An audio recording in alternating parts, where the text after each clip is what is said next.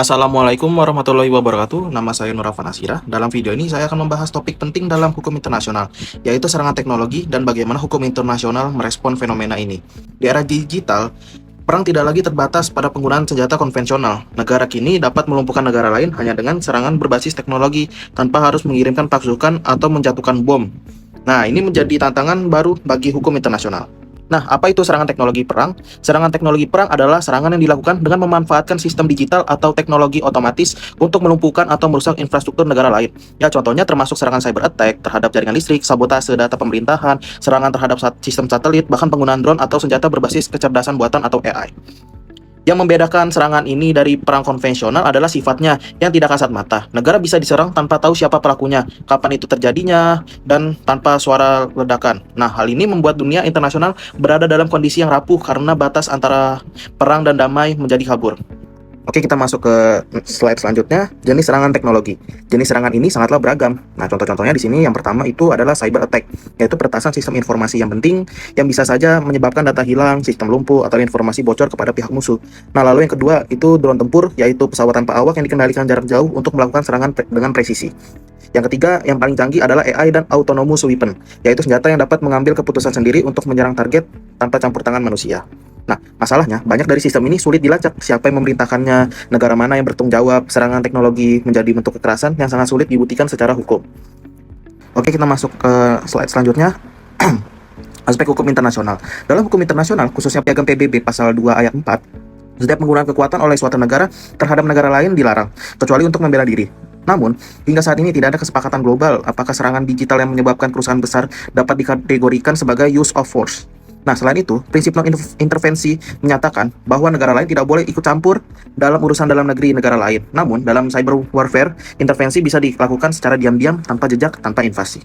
Nah, yang terakhir ada hukum humaniter internasional yang berlaku dalam situasi konflik bersenjata. Hukum ini mengatur cara perang yang sah dan perlindungan terhadap warga sipil. Tapi jika tidak ada perang resmi, apakah HHI ini tetap berlaku? Ini adalah ruang yang masih abu-abu yang harus dijawab oleh hukum internasional.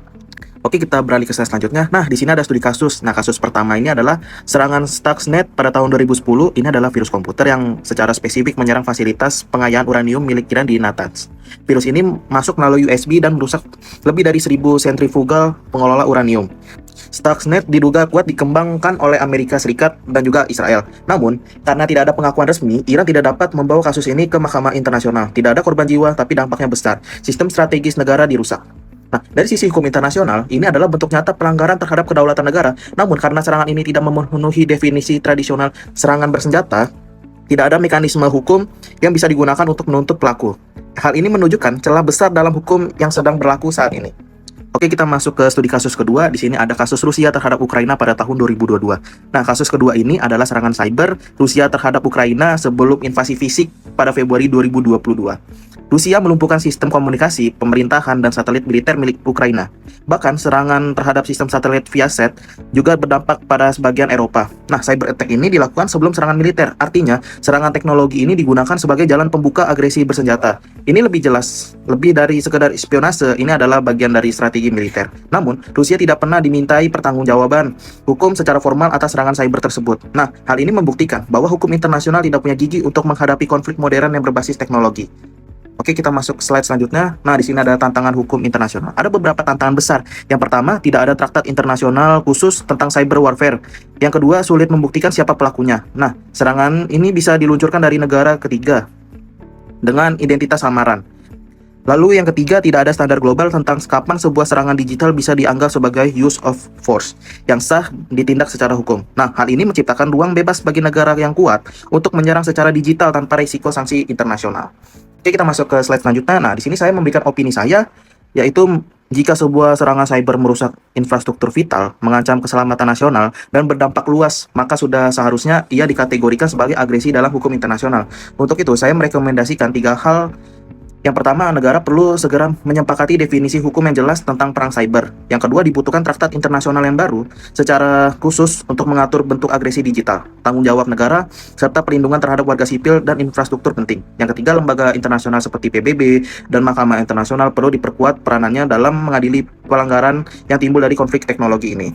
Nah, tanpa reformasi ini, hukum internasional akan terus tertinggal dari perkembangan teknologi, dan celah hukumnya akan dimanfaatkan oleh aktor negara maupun non-negara yang untuk melakukan agresi tanpa adanya konsekuensi. Kita masuk ke slide kesimpulan. Nah, kesimpulannya serangan teknologi perang merupakan tantangan nyata bagi sistem hukum internasional saat ini. Studi kasus Stuxnet dan Rusia-Ukraina menunjukkan bahwa agresi digital bisa berdampak serius, bahkan tanpa satu pun peluru ditembakkan. Namun, sayangnya, hukum yang ada belum cukup untuk mencegah atau menindak agresi seperti ini. Nah, diperlukan kesepakatan internasional yang lebih kuat dan aturan yang lebih tegas, agar perang digital tidak lagi menjadi wilayah yang abu-abu dan bebas hukum. Jika tidak, kita akan menghadapi era konflik baru global yang tak terkendali dan tanpa keadilan. Terima kasih telah menyimak video ini. Saya berharap pembahasan ini dapat menambah pemahaman kita semua tentang pentingnya penguatan hukum internasional dalam menghadapi bentuk baru dari konflik modern. Cukup sekian, terima kasih.